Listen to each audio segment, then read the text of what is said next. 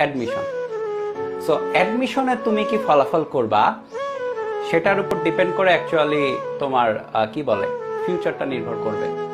তুমি তার আগের লাইফটা কি করছো, তার আগের লাইফে কোথায় বসে পড়াশোনা করেছো, তোমার ফাদার কি করে, তোমার মাদার কি করে, তোমার প্যারেন্টস কি করে, কিচ্ছু ম্যাটার করে না ওই জায়গায়। অ্যাডমিশনের পর তুমি নিজেই তোমার লাইফটাকে বিল্ড আপ করবা এবং তোমার নিজের পরিচয়টা তুমি পাবা, বুঝছো? আর অ্যাডমিশনের আগে এই যে 18 মাস খুবই ভাইটাল।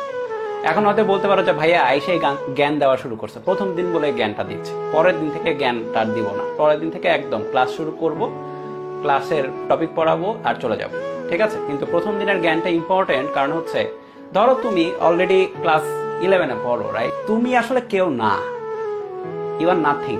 তুমি 11-এ পড়া একটা স্টুডেন্ট মাত্র, বুঝছো?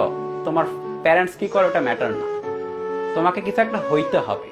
হওয়ার জন্য তোমাকে এই জায়গাটা ভালো মতো পার করতে হবে, আর এই জায়গাটা ভালো মতো পার করার জন্য তোমার এখন থেকে শুরু করতে হবে। যারা এই জায়গাটা ভালো মতো পার করে তারা কেউ এমন না যে এই 4-5-6 মাসে জাদু কইরা খুব ভালো চান্স পাওয়া যায়, এমন না। তারা আগে থেকেই ফাইট করে, তারা আগে থেকেই প্রিপেয়ার থাকে, তারা আগে থেকে লক্ষ্য সম্পর্কে স্থির থাকে যে হ্যাঁ আমি জানি যে আমি কি হতে চাই, আমি জানি আমি মেডিকেলে পড়তে চাই, আমি জানি আমি বুয়েটে পড়তে চাই, কুয়েটে পড়তে চাই, রুয়েটে পড়তে চাই, চুয়েটে পড়তে চাই।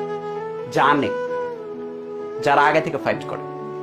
সো তোমার মনের মধ্যে যদি এখন কোনো দ্বিধা থেকে থাকে যে আমি কি করব, এইচএসসির পরে দেখা যাবে, 1 নাম্বার কথা বলবো যে আগে ফিগার আউট করো তুমি কি হতে চাও, তারপর সেই অনুযায়ী তুমি পড়াশোনা করো।